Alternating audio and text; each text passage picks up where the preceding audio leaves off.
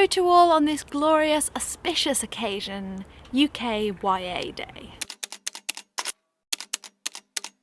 Today is the brainchild of the lovely Lucy Powdry, otherwise known as the Queen of Contemporary. There is so much going on today, loads of blog posts from your favourite YA readers, loads of interviews with your favourite YA writers, all celebrating what goes on in our tiny little island. Loads of amazing people are taking part in today's festivities. I will put 1,000,002 links in the description down below as to where you can find those. But this is my piece. It gives you the basic UKYA test to see whether your local bookshop, library, or maybe your bedroom passes muster. I've written out a little scavenger hunt, 10 different books that you need to find within the UKYA genre.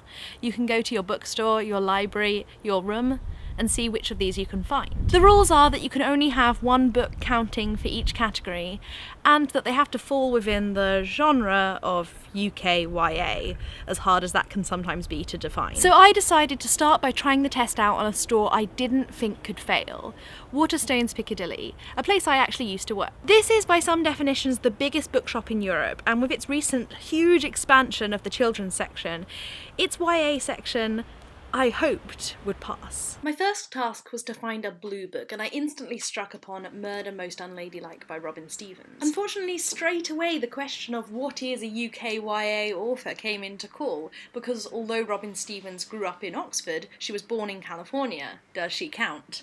I grabbed Echo Boy by Matt Haig just to be safe. Second, I had to find a fantasy, so I went with a classic, The Northern Lights by Philip Pullman. The third item to find is rather topical. It's a nominee from the UKYA prize, and instantly I saw its winner, Only Ever Yours. The next item was a bit tough, a book written in the last millennia, before YA was really a thing. I went with Girls Out Late by Jacqueline Wilson, a book I possibly read in 1999.